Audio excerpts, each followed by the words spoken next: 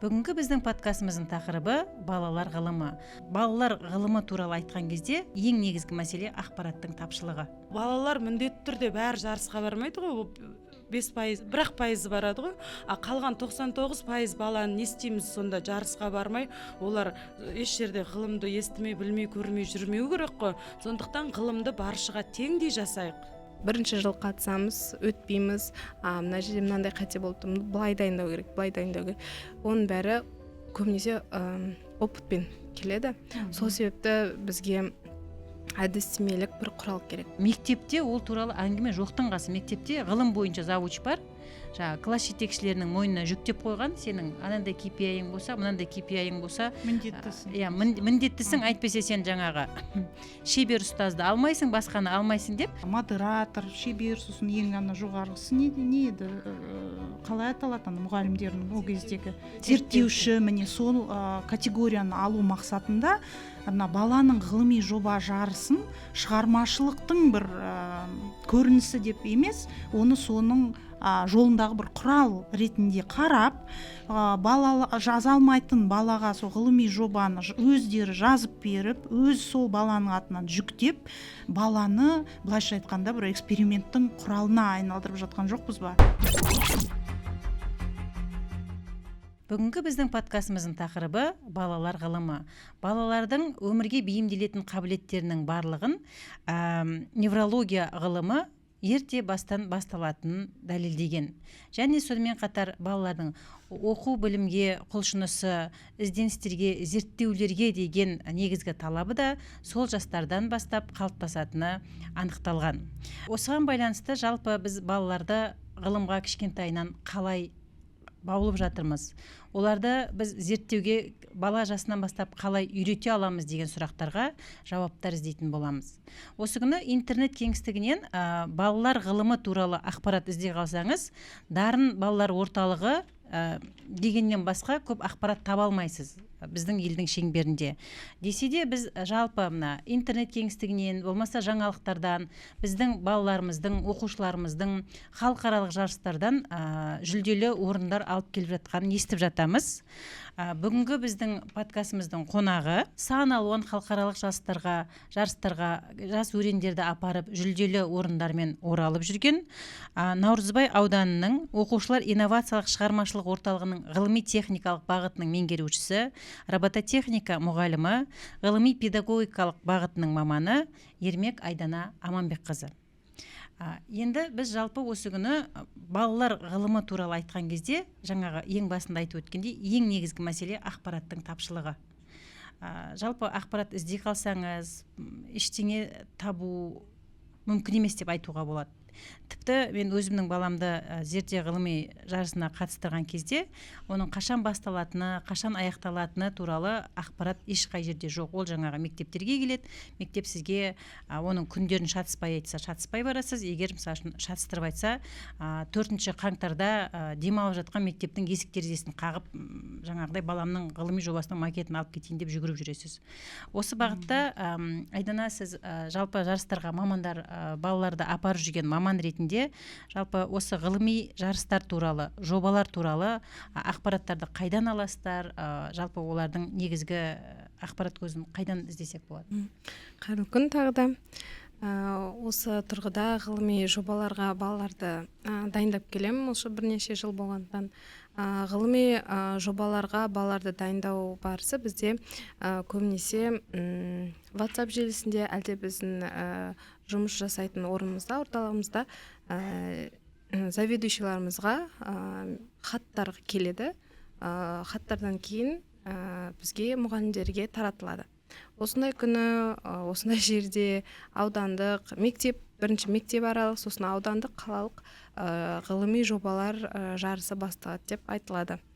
Сол ақпараттар іздейміз, әлде бізді мұғалімдерді WhatsApp желісіндегі группаларына қосып қояды, сол жерде ақпараттар таратылады болады. Бірақ біз өткен жылы жарысқа дайындаған кезде, өткен жыл мен бірінші жылым болған, именно ғылыми жобаларға дайындаған кезде ақпарат шынымен де толық нақты берілмеген, күні шатастық уақытын шатастық, бірақ әр кезеңде байланыста ұстап отыратын кісілеріміз болды. Солардың арқасында біз күнін уақытын біліп отырдық. Бұл жерде сонда соның ішінде етене айналысып жүрген мамандардың өздеріне ақпаратты берудің тапшылығын көріп отырмыз, иә. Енді біздер мысалы үшін ата-аналар ретінде қазақша айтқанда жұлқыма дейді, болмаса өзіміз ынталанып бала шағамызды ғылыми жарыстарға қатыстырғымыз келеді. Сол кезде ақпарат іздесек таппаймыз.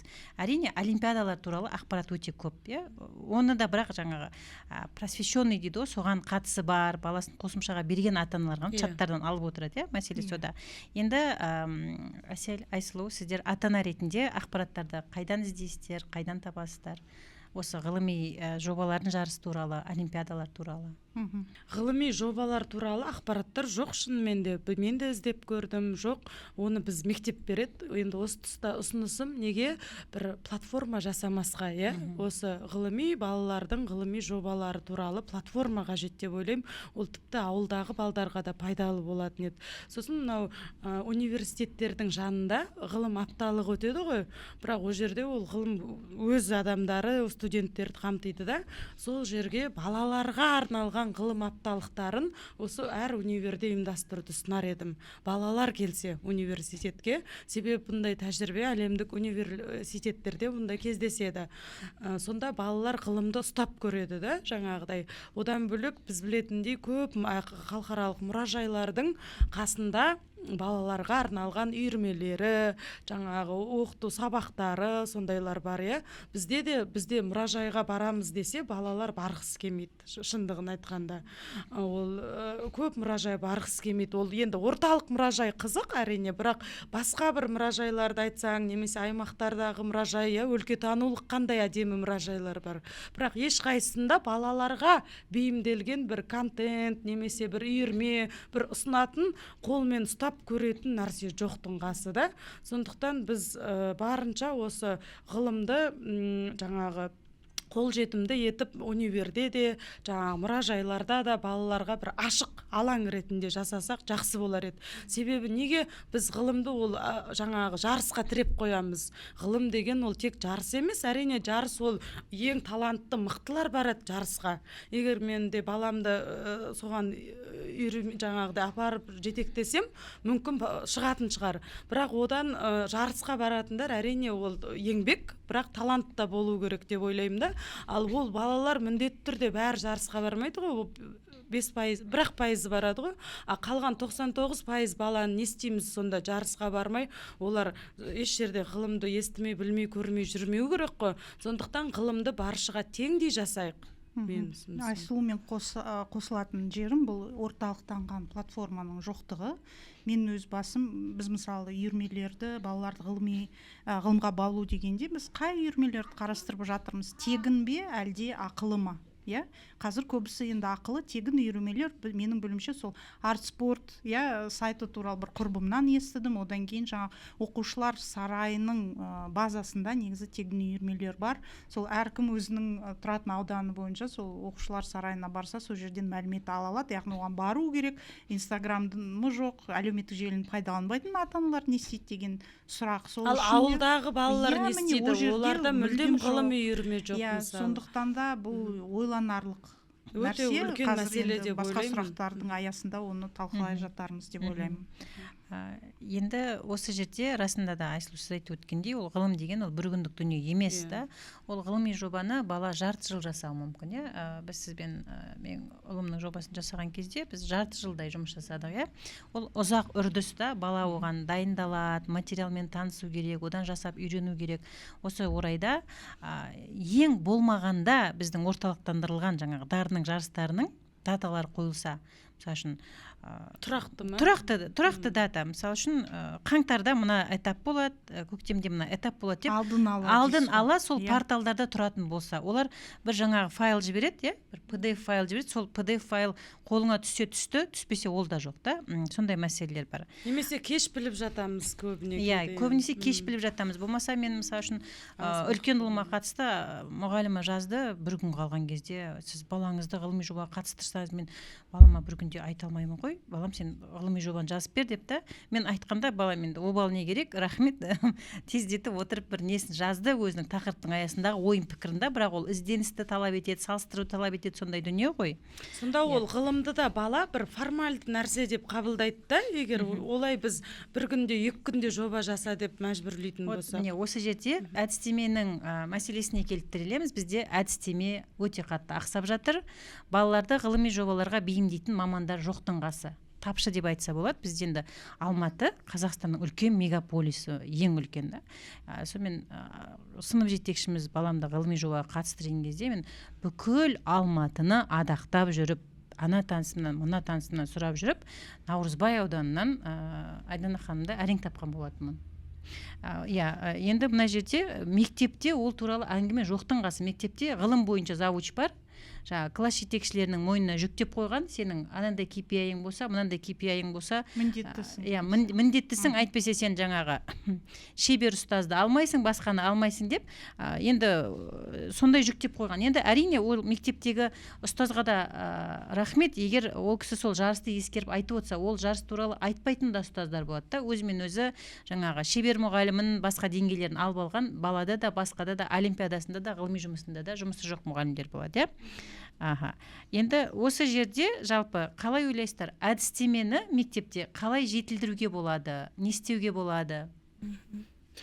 Көбінесе жаңағы біз айтып жатқой, бізге ата-аналарға да болсын, мұғалімдерге болса кеш уақытылы ақпарат жеткізеді. Мысалы, мен ойлаймын, мысалы, бізде көбінесе ғылыми жобаларға дайындайтын емес, солар беретін ақпаратын беретін орталық, ол дарын орталық, мүмкін де ол орталық уақытылы беріп жатқан шығар, бірақ көбінесе тарапты сол хат, ол біздің жаңағы қалайса приемный, жаңа директордың приемны, сондай завуштарға келеді, солар көп ақпараттың көбінен болғандықтан олар сол уақытылы мұғалімдерге жеткізе алмайды.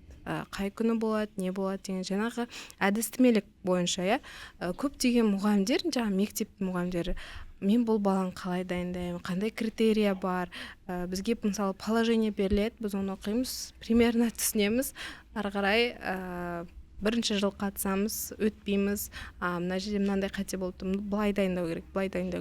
Оның бәрі көбінесе опытпен келеді.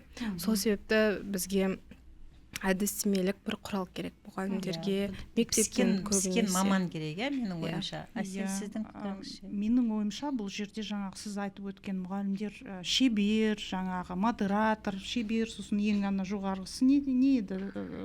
Қалай аталатын мұғалімдердің ол кездегі зерттеуші, міне сол категорияны алу мақсатында баланың ғылыми жоба жарысын шығармашылықтың бір көрінісі деп емес, оны соның жолындағы бір құрал ретінде қарап, бала жаза алмайтын балаға сол ғылыми жобаны өздері жазып беріп, өз сол баланың атынан жүктеп, баланы былайша айтқанда бір эксперименттің құралына айналдырып жатқан жоқпыз ба? Ертең ол бала, мысалы менің қызыма ғылыми жоба жарысына медицина секциясына қойып тастаған, өзі 3-ші сыныпта оқитын қыз бала 5-ші, 7-ші сынып оқушылардың арасында сауалнама жүргізген деп жазылып қойды. Ол сауалнаманы біз студенттердің өздеріне мысалы зерттеу дизайнынан үйретеміз, олар өздері мысалы біледі, ол не екенін шамамен. Енді ол 3-ші класының баласы сыныпта, ол қанша рет түсіндіргенде барып түсінді ғой, бірақ оны қалай қорғап шықты, маған қаншама стресс болды, оны дайындау оған. Менің ойымша мына көтере алмайтын жүкті кішкентай баланың мойнына асудың қажеті жоқ, құрметті мұғалімдер, және сол мына мемлекеттің қадағалауы керек. Мүмкін сол ережелерді қайтадан қарастырып өзгерту керек шығар, ол кішкентай балаларды үйтіп қинаудың қажеті жоқ деп ойлаймын. Менің ойымша ғылым деген ол жарыс емес, ол олимпиада емес, ол ғылым деген ол әрбір сабақтың мазмұнында тұратын нәрсе. Сосын ол ғылымды біз қиын нәрсе деп емес, балаларға мына өмірді қалай жеңілдетеміз. Ғылым деген өмірді жеңілдетудің жолы ғой негізі. Міне сол жол таным жолы деп түсіндіріп, соны әрбір сабаққа әр мұғалім өзі сол балаларға дұрыс сұрақ қою, ол ойды ары қарай болжам жасау, немесе ары қарай оны тексеру, соны әр сабақта бұны кәдімгі әдістеме сияқты енгізіп отыру керек. Әр сабақтың бір элементі болу керек. Ол міндетті түрде анкета жасап, жаңағыдай міндетті түрде жоба жасап, эксперимент жасап кету емес. Мынау Американың, мынау Скандинавия елдерінің барлығын мектептерін, Германияның мектептерін қараңызшы. Bir күнде бала, мысалы, бір нәрсені жасауды үйренеді да, басынан аяғына дейін. Міне шағын ғылым сол дер едім мен. Мысалы, әр сабақ еңбек сабағы сияқты өтеді. Мысалы, сабақтарының өзінде ғылымның элементі бар да. Біз сол ғылымды сондай бір қарапайым, кәдімгі танымдық, баланы қызықтыратын нәрсе деңгейіне жеткізуіміз керек. Мүлдем мен ғылыми жарыс дегендерді алып тастау тұсынам, негізі. Жоқ, керек, егер талантты ішінен, мысалы, 10 жасында жаңағы кім сияқты бір жоба жасап, жаңағы сұмдық бір нәрселер ойлап тауып атқандар ішінде болады ғой. Сондайлар болса, әрине оларды апарып көрсету керек. Себебі бізде вундеркиндтер бар, ол генетикада бар нәрсе, 9 жасында Амадей Моцарт шығармаларын жазған, мысалы, ондайлар бар, жоқ емес. Ал бірақ ғылым деген ол құрметті ұстаздар, ата-аналар, бұл жай академиктер, профессорлар айналысатын нәрсе емес. Ол балаңыздың дұрыс сұрақ қоя білуі, және сол сұраққа өз бетінше жауап таба ала білуі. Оны ол интернеттен қарай ма, чат GPT-дан қарай ма, кітаптан қарай ма, жоқ тағы бір нәрседен қарай ма, сол жауапты іздене білу жолы.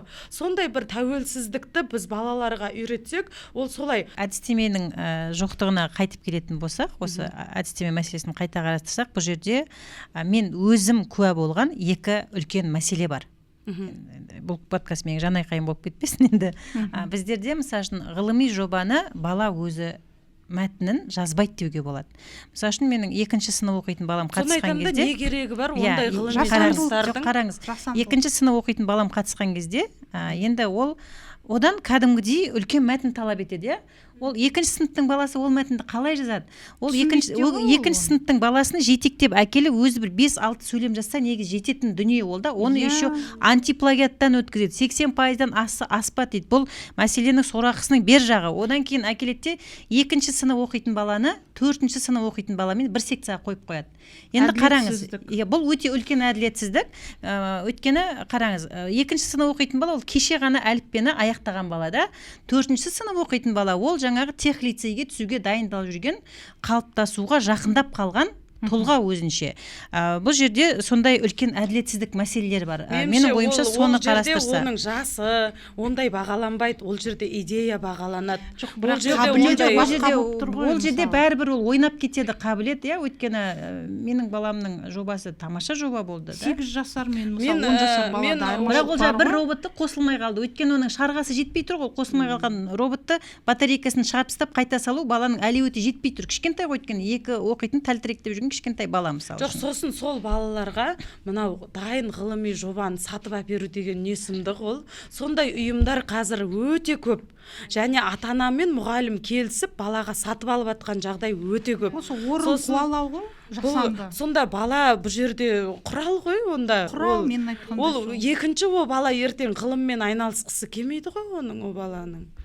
Мысалы, жаңа сіздер айтып кеткендей, мен өзім жюри болғам. Сол зеде ғылыми жобаларында 2 мен сол 4-ші сынып аралығында, оқушылардың аралығында именно информатика, робототехника, STEM бағытында. И балалардың жасаған презентация. Вообще, в целом, осы жарыстың несін мен де түсінбеймін. Бала келет жобасымен, робототехника, ол мысалы роботын бір жасап келу керек, сосын артында презентация тұрады. Мен ойлаймын, бұл презентация вообще бұл керек емес. Потому что 2-ші сынып оқысын бала, 4-ші сынып оқысын, ол презентация жасауды білмейді. Мысалы мен өзім айтып кеткен робототехника мұғалім болғанда, біздің өзім оқушыларым First Robotics деген жарысына қатысады. Сол жерде балалар ешқандай презентация жасамайды. Мысалы жаңа халықаралық жарыс. Қайда өтеді? Осы Қазақстанда өтеді. өтеді бізде бүкіл Қазақстан аумағында, қалаларында және облыстарында өтеді. Содан соң Орта Азиялық чемпионат болады, содан балалар өтсе, ары қарай халықаралық всемирный чемпионат деген бар. Хьюстон қаласында өтеді.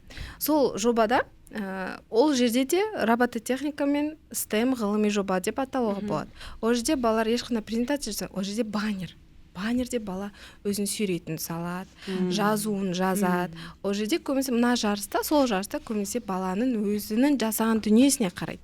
Сосын сұрақтарды қойған соң баланың жасамаған көрінеді. Мына жарыста ғылыми зерттеу жобасында кішкене түсініспеушілік бар. Артында презентация тұрады, ішінде көптен үлкен тақырып тексттер, мәтіндер. Ол бала өзі айта алмайды, оқып тұратын да бала болады, оны жатта оқи алмағандар да бар. Біз мысалы баланы дайындаған кезде мен айттым, вообще даже презентацияға вообще сөз жазбаймыз, жай сурет. Жасына сай келмейтін талаптар ғой сол. Кішкене өзгерту керек. Сонымен мысалы ғылым жолында болсам да, мен де жолдасым да, мен түбегейлі балаларымнан бас тарттым. Біз ғылыммен олай айналыспаймыз балалармен дедім. Одан да қызыққан ойынын ойнасын, үйірмесіне, спортына барсын. Одан да баламның жаңағы эмоционалды, физикалық қабілеттерін дамытайын деп ойладым. Ал ол интеллектуалдық дамытуына ол жаңағыда именно жобалық, оған өзі уақыты келгенде өзінің идеясымен шықса, онда оны мен қолдауға дайынмын. Бірақ қазіргі таңда жаңағы вундеркиндтер балаларда өте көп. Бізмен жаңағы жюри болғанда да, мысалы 4-ші сынып оқитын бала мен Python тілін үйреніп келдім. Біз сенбедік. Прям шынын айтайын, сенбедік. Мынау қалай деп шынымен де бала өзі үйреніп келіпті. Өзі үйренген сондай бір вундеркинд ерекше балалар болады, сондай. Ондай балаларды қолдау керек. Оларды ғылымға салмасаң, обал о балаларды. Nature'дан бір мақала оқыған кезде, сол жерде мектеп жасына дейінгі балаларды ғылымға баулу туралы зерттеу жасалған. Ол зерттеудің нәтижесінде балалардың жасы 6-ға жетпегеніне қарамастан, оларды ғылыммен таныстырса, оларда соған сәйкес түсінік, соған сәйкес ұғым, соған сәйкес қабілеттер байқалатындығын зерттеу нәтижелерімен дәлелдеп шыққан. Жалпы менің өзімнің де мысалы үшін ұстанымым баланы дағдыларға кішкентайынан бастап баулу керек. Бірақ енді бізде қазір білеміз, баланы баулаған кезде мысалы үшін STEM бағыты, робототехника бағыты бойынша баланы үйрету үшін ол ұзақ уақыт сол робототехникаға барып жүру керек. Оның дағдысы қалыптасу керек та. Бізде қазір үлкен мәселе бар, мысалы үшін біз мемлекетіміз бойынша мысалы үшін спорт арт бар екенін білеміз да. Бірақ ол спорт артқа жазылу мүмкін емес. Орын жоқ. Мен қанша рет талпынып көрдім, оның несіне дейтін, оның пойызына ілігіп кету дейтін мүмкін емес мәселе да. Кім ілігеді екен? Жоқ, бұрын ілінгендер сол бұрынғы ваучерлермен олар приоритетте. Ал қазір сіз екі түрлі ваучер болушы еді, ол шығармашылық және спорт. Қазір оның біреуіне ғана мүмкіндік береді сізге. Бізде неге теңсіздік бар? Осы ауылдағы балалар неге онда ештеңе жоқ? Ауылға кім барып жатыр? Инфраструктура жоқ қой ол жерде. Инфраструктура жоқ. Бізде урбанизация мысалы үшін ең негізгі орталық ұғымға айналып кеткен да. Біз айтамыз да, енді басқа тақырып бұл, конституция бойынша барлық адамдар тең дейміз да, бірақ бізде адамдар тең емес. Тұрған географиялық жағдайына, ауыл қаласына қарай балалардың қолжетімділігі түрлі ресурстарға, ғылымға да еселеп екесе төмендер едім.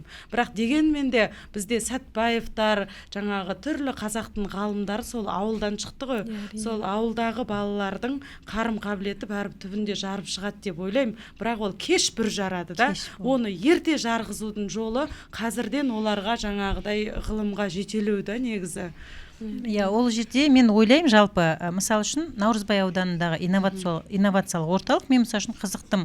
Мен өзімді баламды Айдананың лабораториясына апаратын едім да, бірақ ол өте алыста, Наурызбай ауданында. Енді бірақ бұл жерде мәселені оңай шешуге болады менің ойымша. Мысалы үшін мектептерде неге ғылыми үйірмелер құрмасқа? Ол фиктивный, жаңағы есеп беру үшін ғана болмау керек. Ол жерге мысалы үшін бір маманды қойып қойса, мысалы үшін Айдана ханым сияқты, сол жерден ол маманның дағдысы қалыптасады ғой жылдан жылға. Ол балаға үйретеді. Сен мына жерге 2 сөйлем жаз, мына жерге 5 сөйлем жаз, мысалы үшін мына эксперимент жасағаннан кейін бақылауыңды жазып қожа баланың қызығушылық бағыты бойынша. Неге сондай әдіскерлерді жалдамасқа? Ол жерде біз әдіскерді айтпақ тұрмақ, мысалы үшін 5-ші класста, мен мысалы үшін ұлым 5-ші сынып оқыған кезде, үлкен ұлым өте белсенді түрде онымен бірге сабақ оқыдым. Енді жаңағы арнайы лицейге түсті да, сабағынан қалып қоймасын деп Қазақстан тарихын, жаратылыстану бәрін оқып. Жаратылыстануын оқыған кезде мен таң қалдым да, ол жерге біздің жаңағы магистрант, докторанттар игере алмай жүрген зерттеу объектісі жаңағы терминологияны, сондай терминологияны беріп қойғанда, оны мен ұялып отырда, мен өзім ғылымда жүрген кісім, бірақ ана кейбір ұғымдарды өзім шатысып кетемін да, оны 5-ші сыныптың баласына беріп қойғанда, сондай осындай қиын мәселелер бар. Енді сіз бағана айтып жатсыз ғой, неге балаларды сол мектеп кезінде бауламаймыз, осындай лаборатория, зертханалар ашпасқа деп. Енді Алматы тұрғындары үшін сүйінші жаңалық бар. Бізде Алматы қаласында 1 маусым күні ғылым музейі, Science Museum ашылады. Science Singapore музейімен бірлесе отырып, оның бюджеті 12,2 миллиард. Күні кеше ғана мен сол Science музейінің презентациясына барып қайттым.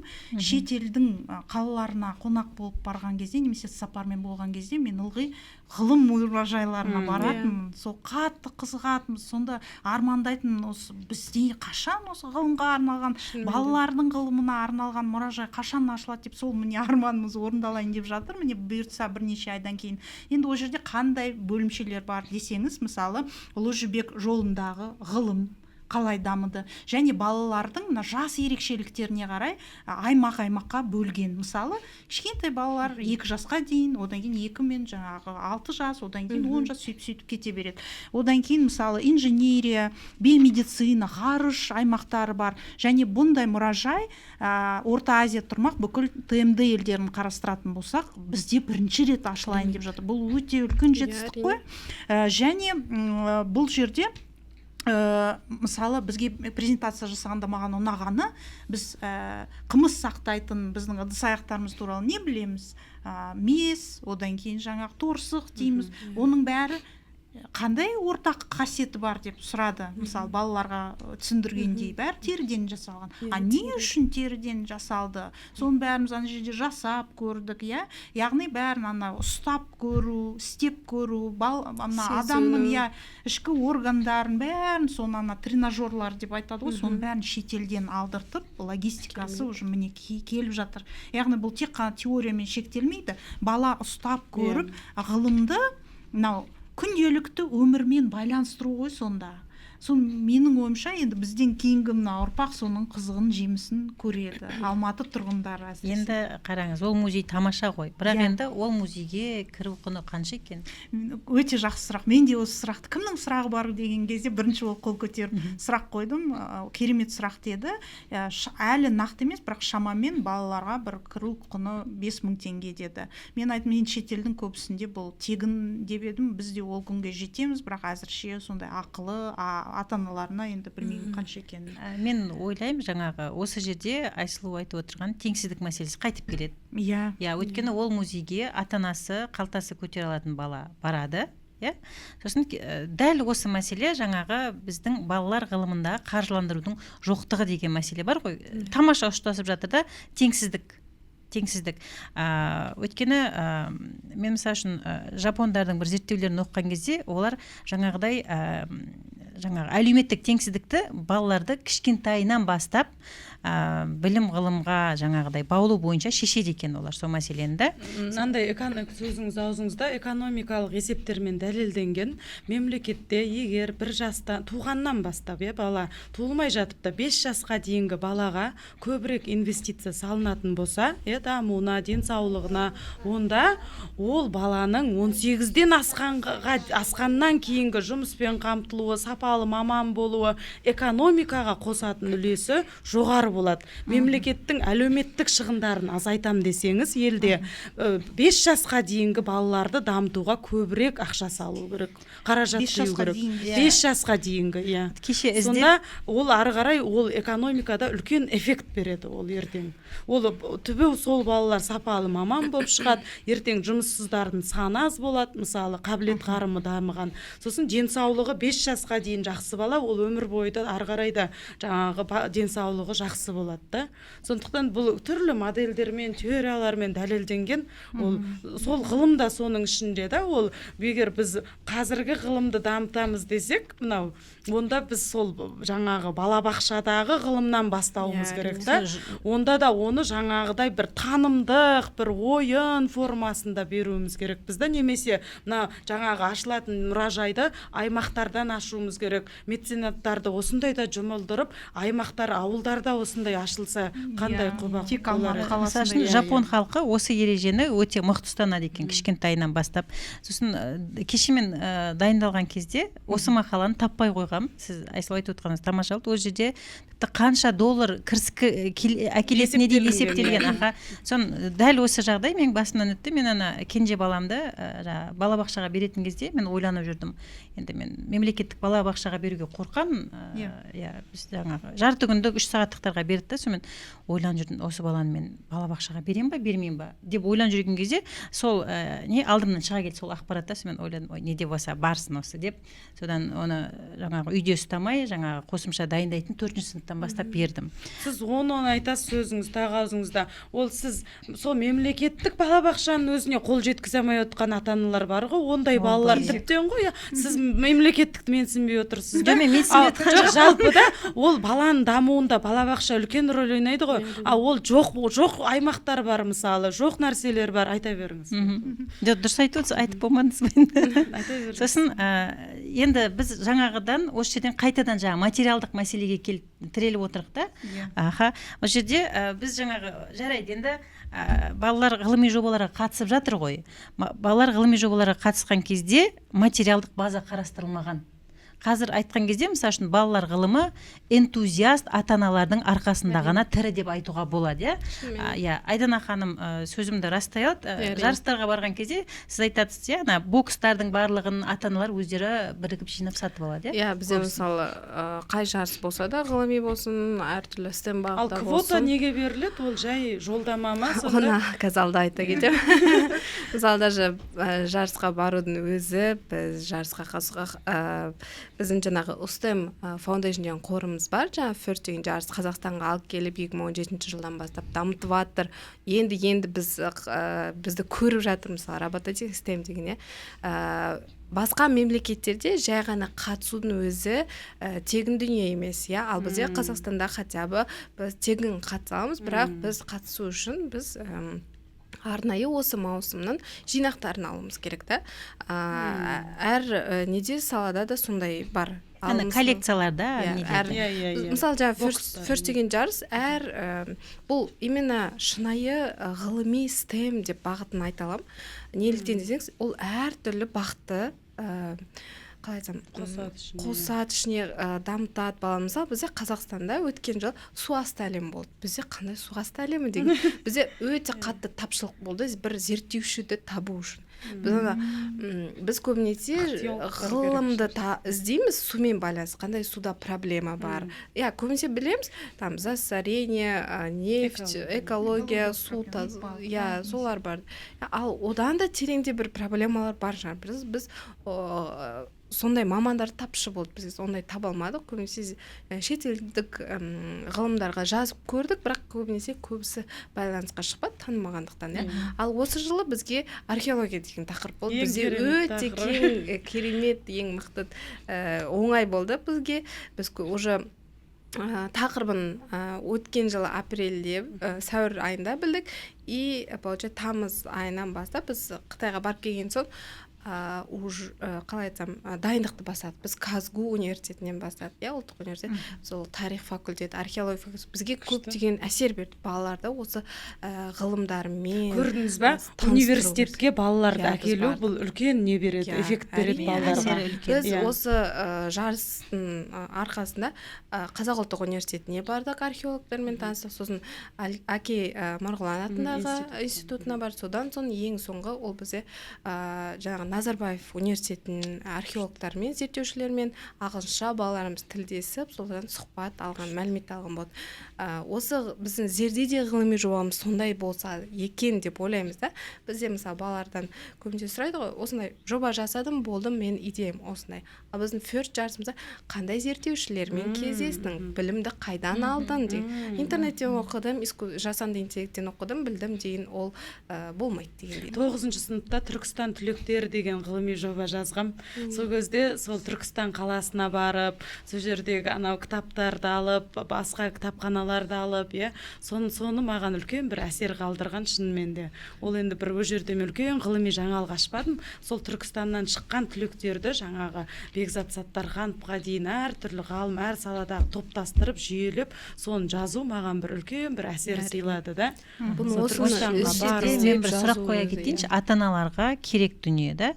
Мысалы үшін біз сынып жетекшіміз балам жаңа ғылыми жобалар жарысына қатысын деген кезде, мен мысалы үшін кішкентай балаға қандай тақырып беретінімді білмедім. Біз сосын Айдананы тауып, Айдана айтқан кезде кішкене уақыттан кейін керемет тақырып берді мысалы үшін да. Сол өйткені кішкентай бала болғаннан кейін оның қабілетін біздер бағалап білмейміз да. Ол нені жасай алады, нені жасай алмайды. Мысалы үшін Айдана тым жақсы қылып жұп-жұмыр қылып тақырыбын бере салды да. Вот сіздер сол тақырыптарды қалай анықтайсыздар? Жалпы кішкентай балаға мысалы үшін енді үлкен балаға тақырып беру оңай ғой. Оның қарым-қабілеті жетеді барлығына, иә. Сол кішкентай балаларға тақырыпты қалай анықтайсыздар, қалай табасыздар? Шынын айтсам, осы балалармен жұмыс істегелі бері бала көбінде қазір немен қызығады? Өз жасында қызығушылықтары арттыратын дүниелер бар. Көбінесе бізде мысалы балабақшадан бастасақ, балалар көбінесе жануарларға қызығады. Содан соң мектепте ол мемлекеттер басталады, сөйтіп тақырыптар шығады. Біз жаңағы қайтадан айтқаннан first деген жарыс маған білмей өте күшті білім бергендей болды да. Осы жарыстың арқасында баланың бізде жарысымыз бөледі ғой, екінші сыныптан 4-ші сынып балалары деп. Ол жерде де сол тақырыпқа байланысты баланың жасына қарай біз ол жерде ғылыми жоба сияқты бір тақырыптан бір мәселені шешу үшін бір мәселені табамыз, соның шешімін жасаймыз, робототехника.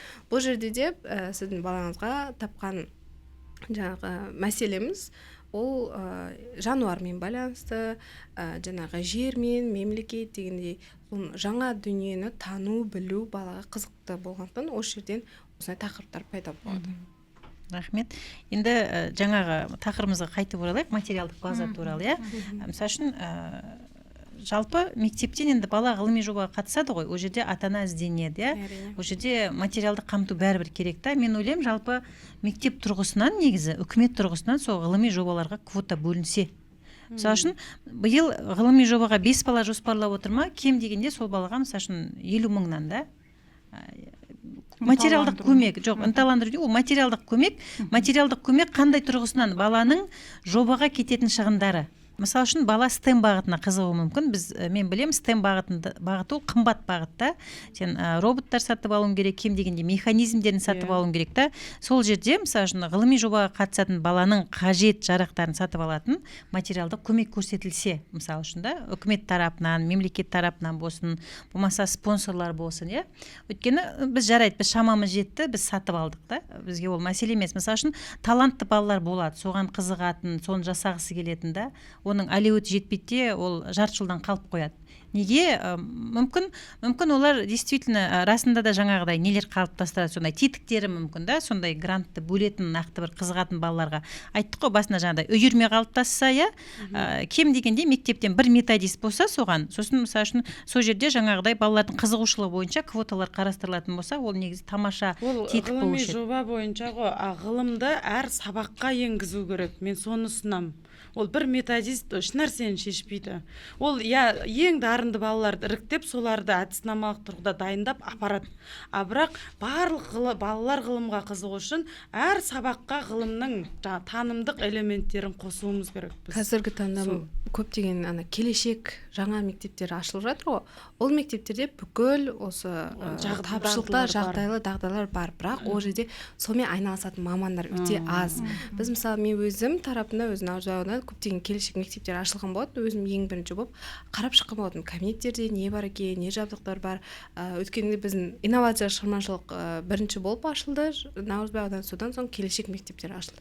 Көбінесе мектептерге беретін дағдылар өте көбірек, финансирование ол жерде жан басына, жақсы қарастырылған орталықтарға қарағанда.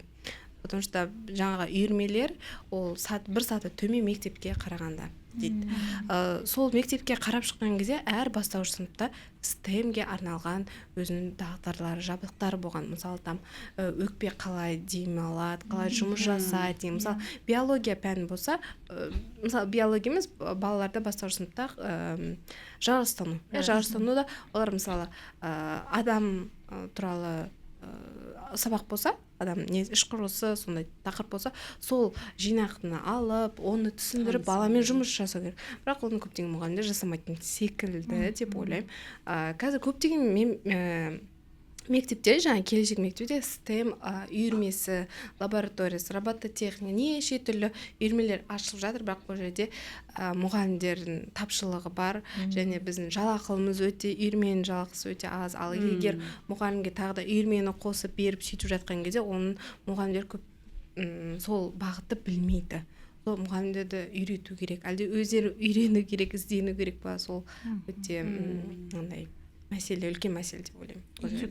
Енді тек материалдық база мәселені шешпейді дейсіз ғой. Шын тұрда мемлекет беріп жатыр, шынымен де беріп жатыр, бірақ оны қолданатын мұғалім өте аз. Ауылға мысалы қалай жеткізуге болады? Ауылда мысалы Жапония сияқты дамыған мемлекеттерде мынандай мобильді STEM орталықтар бүйтіп көшіп қонып жүреді. Бізде бір естуім болды, сондай бір эксперимент ретінде енгізіліп жатыр деген. Мысалы сіздің мәселеңізді айтқан, көтерген ауыл балаларын ғылымға баулу осы STEM мобильді орталықтары арқылы көшіп қонатын. Сондайды көбейтсе, ондай жоба керек та, кәдімгі үлкен мемлекеттік кәдімгі бақылауында болатын, үстіден төменге түсірілетін кәдімгі ол мемлекеттің бақылауындағы тапсырма. Бізде мына медицинаны, ауыл медицинасы, анандай денсаулық пойыздар болып еді ғой, әр станцияға тоқтайтын, сонда адамдар тегін скринингтен өтетін. Бұл да сол сияқты жоба болу керек. Әр ауылға кемінде жылына бір рет барып тұратын, ол кемінде.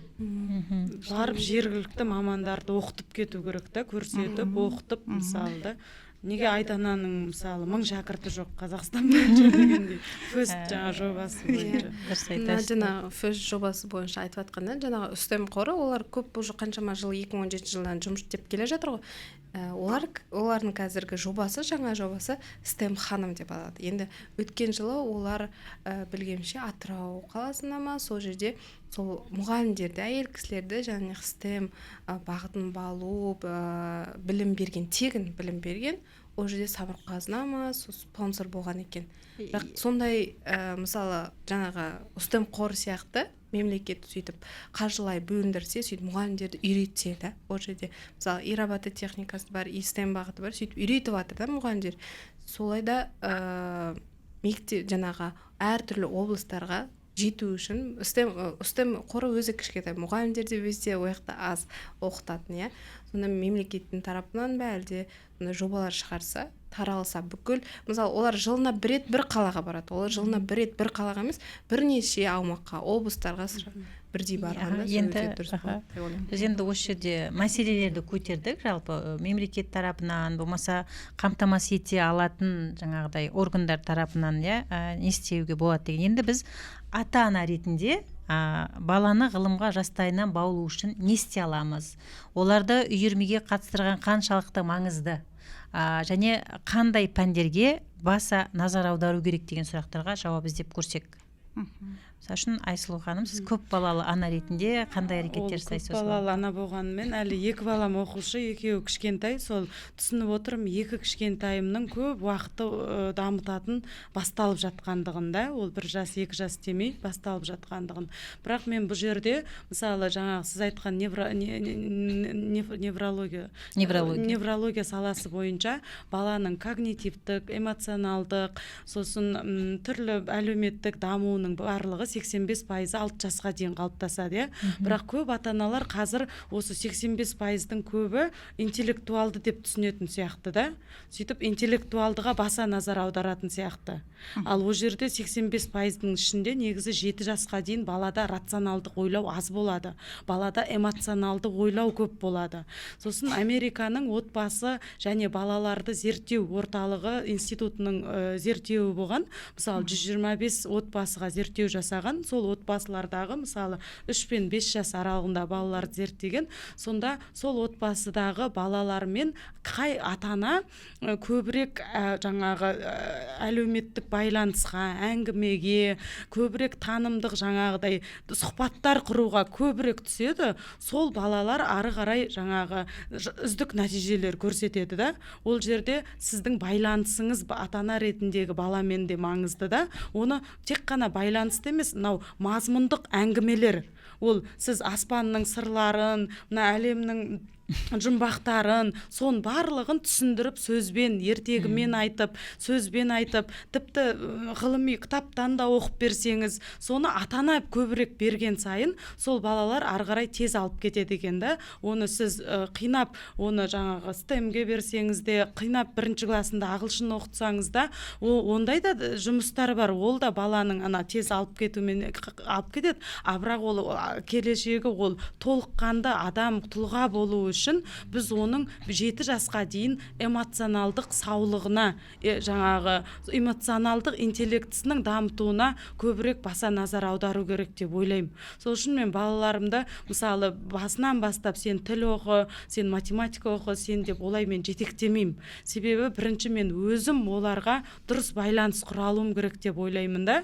Мүмкіндігінше өзім беріп жаңағы сондай деп ойлаймын. Жалпы мен өзім техна ретінде маған мысалы үшін көп қабілет керек та, сосын мен мүмкін өзімнің призмамнан қараймын да. Мен ойлаймын, балаға кішкентайынан математика үйрету маңызды. Неше жасынан? 2-ші сыныптан бастап. 1-ші сыныпта баланы жайына қалдырамыз. 7 жастан да? Сосын 2-ші сыныптан бастап математикаға берген дұрыс деп ойлаймын. Ол бала ол жерде математика болып кету міндетті емес. Бірақ балада логикасы дамып, қосымша қабілет дамыған өте маңызды деп ойлаймын. Өйткені бәріміз де ұстазбыз ғой, неше жылдан бері университетте сабақ береміз да. Ол дағды деген нәрсе бір күнде қалыптаспайды. Сіз мына нәрсені бүгін оқығанда оны меңгермеуіңіз мүмкін. Оған уақыт өте келе қайтып келіп, оған уақыт өте келіп 4-ші рет қайтып келген кезде меңгеруіңіз мүмкін да. Сондықтан мен ойлаймын, балаларды жалпы менің ұғымымда, егер біз әлемдік прогресті қуып жетеміз дейтін болсақ, менің ойымда бүкіл ғылымның атасы математика. Сіз биологияға бас ұрсаңыз да, сіз даже әлеуметтік ғылымдарға бас ұрсаңыз да, тіпті гуманитарлық ғылымдарда мойындаймын. Мен де математикадан өте жақсы оқып, математикаға түсем деп жүрген адам болғым. Сөйтіп ғылымға кеткем да. Сізге қалай үлкен нәтиже беріп жатыр, иә? Бірақ оны да өте тым ерте емес, сол 2-ші, 3-ші сыныптан солай бастаған дұрыс деп ойлаймын. Мынандай мәселе бар, біз ел қатарлы ойлап жүрдік, баламызды математикадан қосымшаға, енді сән бар ғой, жаңағы ерекше мектептерге дайындайды деген да, 4-ші сыныптан кейін дайындаймыз деп ойлап жүрдік. Сосын менің жолдасымның бір әріптес айтты, мен үлкен қызымды сөйтіп едім, ол қате екен. Баланы кішкентайынан, 2-ші сыныптан бастап ақырын баулу керек. Егер ақырын баулсаңыз, бала солай қалыптасады да, кейін ол жаңағы арнайы мектептерге сіз баланы қатты күш салып дайындап оқуға түсіп мүмкін, бірақ ол алып кете алмайды. Егер бала жаңағы кішкентайынан жаңағыдай 2-ші сыныптан бастап ақырын қалыптасса, арнайы мектепке түскен күннің өзінде бала оны ойнап жүріп оқиды. Сосын біз ол кісінің айтқан сөзін құлақ астық та, үлкен ұлымызды қосымшаға математикадан, енді біздің жолымыз болып кетті, біздің ауламызда жаңағы Алматыдағы олимпиадаға ең мықты дайындайтын орталық біздің ауламызда тұрды. 2-ші сыныптан бастап бердік. Сосын бала мысалы үшін техникалық лицейге түскен кезде, мысалы үшін сыныптастар түнгі 3-ге шейін, 2-ге шейін сабақ оқса, ол мектептен келе салады да, мысалы үшін 9-10 болмай сабағын бәрін оқып бітіріп тастайды. Сондай жағы бар негізінде да. Өйткені біз білеміз ғой, баланың сапасы ол ұлттың болашағы да. Қанша дегенмен де әрине баланың эмоционалдық денсаулығы маңызды, бірақ біз жалпы ата-ана ретінде ұлттың сапасының өсуіне біз ойлаймыз жауаптымыз деп ойлаймын да. Мен де математика мен ағылшын must-have сабақтардың бірі деп ойлаймын. Онымен қоса әдебиет әрине. Сол 3 сабақ маңызды деп ойлаймын, ары қарай қызығушылығына қарай да. Ал бірақ мен жаппай балаларды жаңағыдай арнайы мектептерге бір тренд сияқты дайындауға, балалардың бәрін бір инкубаторға салуға мүлдем қарсымын. Себебі ол мектептерге түсетін балалардың саны 5% ба, одан да аз ба дайындалған балалардан? Өте аз түседі ғой, орын көп емес. Мысалы үшін биыл сол арнайы мектептерге да жаңағы Назарбаев зияткерлік мектебіне тапсырған балалар, мен естідім, мектептердің біреуіне 2500 бала тапсырған. Ол жерде бар болғаны 144 ғана орын бөлінген. Бұл университеттен де асып кетті ғой оның конкурсы. Мысалы, ондай мектептер бізде мүмкіндігінше аймақтарда да сондай мектептер, жай мектептердің өзін соған ұқсатсақ та жеткізсек. Бәр балаларды жеке бір неге жинамай, топтастырмай. Сосын ол елден ерек болған балалар түбінде бәрі бір шетелдік 5-6 универдің шақыртуын алып шетелге кетеді да. Әрине ол да жақсы, бірақ түптеп келгенде олар қаншасы қайтады елге. Біз сонда арнайы көп инвестициямен жан-жақты дайындап, біз шетел нарығына мамандар дайындап отырған жоқпыз ба осы тұста? Қалай ойлайсыздар? Негізі өте өзекті сұрақ, бірақ үмітіміз бар, енді балалар қайтып келеді. Қаншама балаларды оқытып жатыр, нетіп жатыр, білім беріп жатыр мемлекет. Бірақ ол даже мысалы айтып жатыр, шетелге түсіп жатқан балалардың көбісі жай бір отбасыдан шыққан балалар емес, шынында. Олар IELTS деген дайындалады, SAT деген олға дайындау, ол жерде мектепте дайындамайды, мысалы ништа өйтіп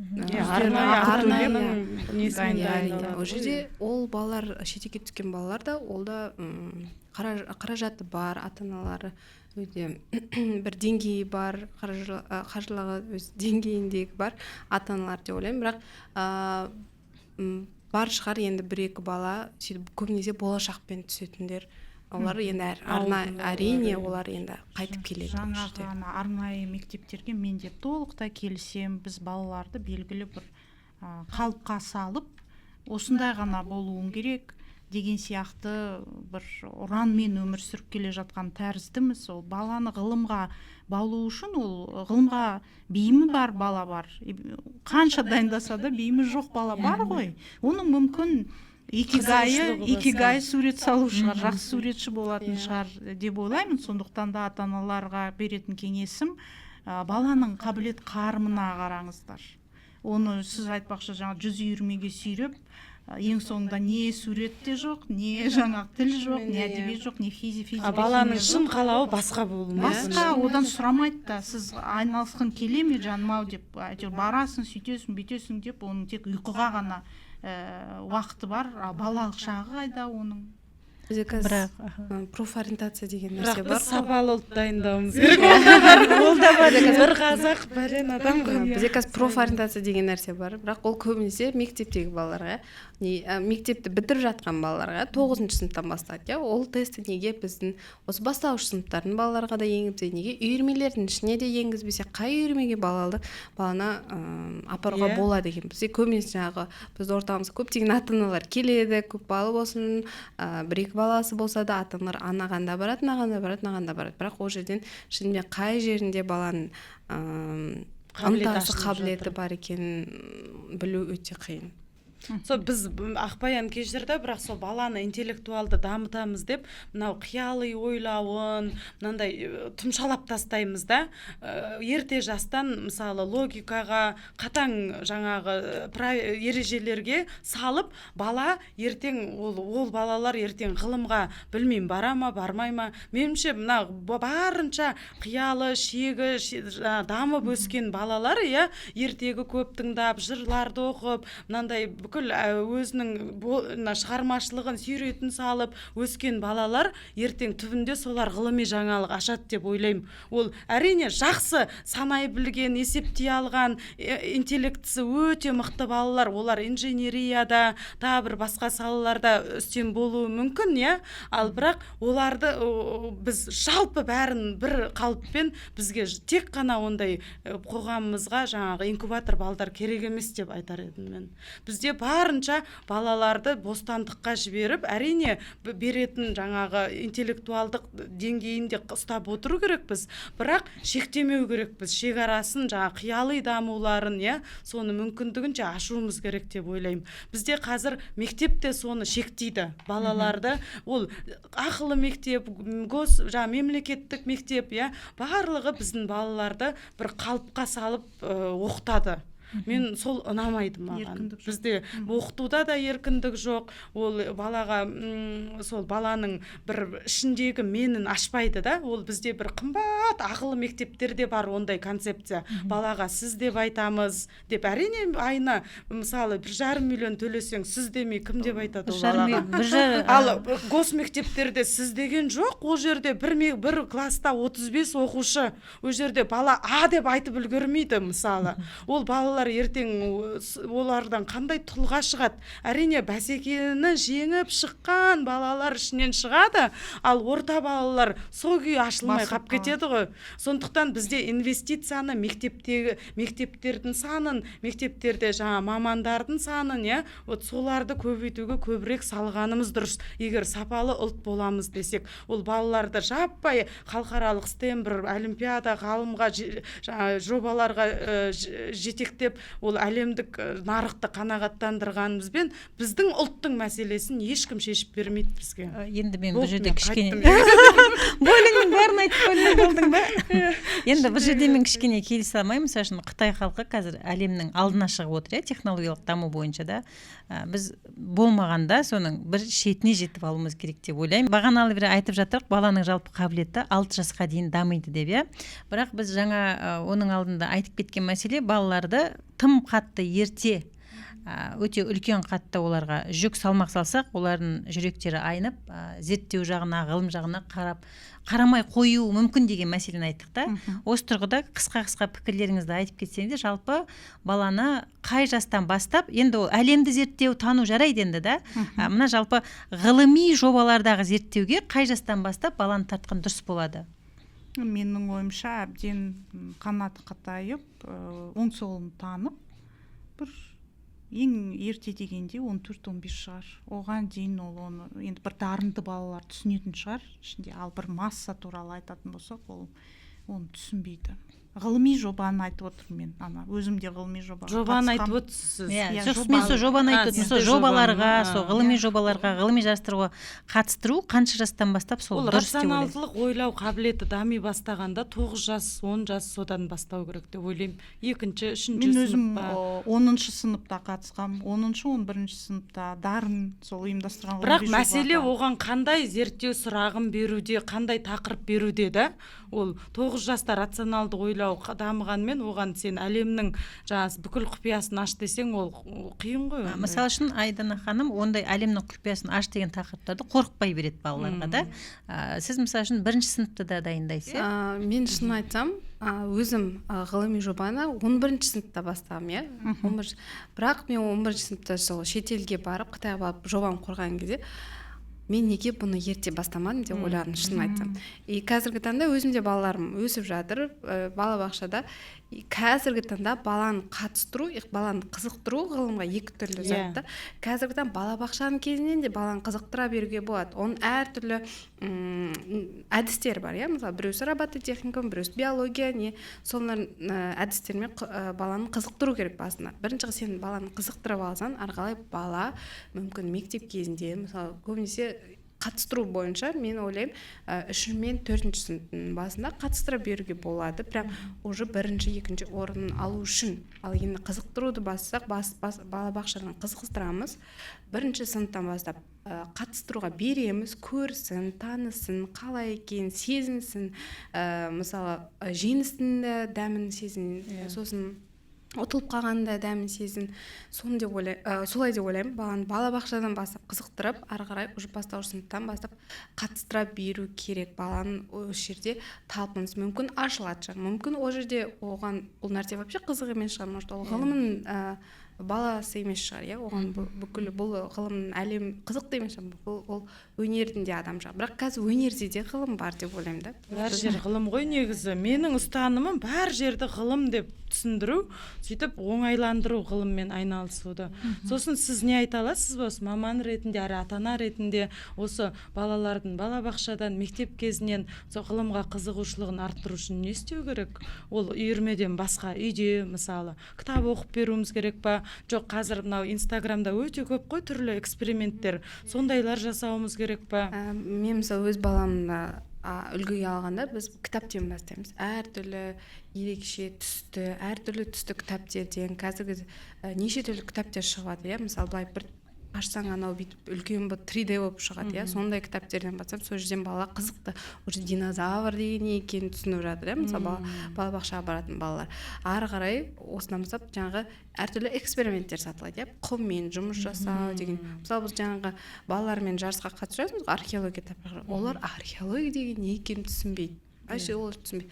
Ол тарихтың зерттеу, бұрынғы нелер, адамды өзіміздің жолымыз табу дегенде, оны әрең дегенде түсінік. Енді ол археолог болу үшін не істейміз, қалай олар жұмыс жасайды дегенде, мен бір Инстаграмда бір мұғалімді кездестірген болатын, Айткүл ханым. Ол кісі историясы, тарих сабағын балаларға көбінесе комикс түрінде түсіндіреді, және STEM бағытын қолданады. Мысалы, жаңа археологтар не қазба жұмысы, сақ туралы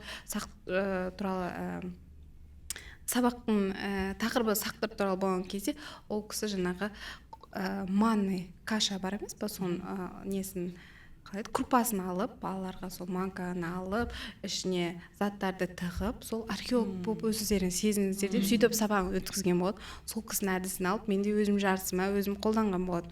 Осы біз балаға сабақта да неде де, үйде де осы әдістерді қолдануымыз керек. Көбінесе практикалық тұрғыда деп ойлаймын. Қазір неше түрлі танымдық ғылымға баулайтын, балаларды ғылымға баулайтын жаңа журналдар бар Қазақстанда. Мен соны қымбат болса да жаздырып алам. Қызыммен сол эксперименттерді үйде жасап көреміз. Балдырған журнал енді өз алдына, бірақ қазір балдырғаннан да өткен осындай бір жақсы журналдар бар.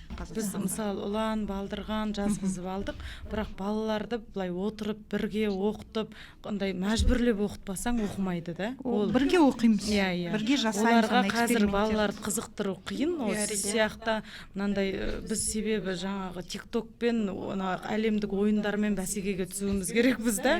Сол үшін ол өте қиын. Жаңағыдай бір эксперимент сондай болмаса баланың назарын, қызығушылығын алып. Бірақ ол экспериментке де қызығатын бала болады, қызықпайтын бала болады. Мысалы үшін менің балаларымның ең кенже балам, мысалы үшін эксперименттерді жақсы көреді.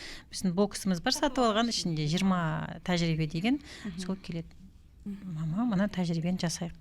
Үлкен балалардың шаруасы жоқ. Соны өзі қарап тұрады, шардың үрленгенін, жаңағы бүйтіп не болады, жаңағы әткеншек, мысалы, оттан әткеншек жасаймыз екеуміз да. Оған ол қызық. Мен ойлаймын, жалпы баланың мінезі ол туа бітті қалыптасады да. Біз ата-ана ретінде ол қабілетті шамамыз келгенше ашамыз, болмаса аша алмасақ кейін жаңағы ұстаздар көмектесуі мүмкін, болмаса кейін үлкен кісі болып қалыптаса келе бала өзін табуы мүмкін да. Осындай мәселелер бар.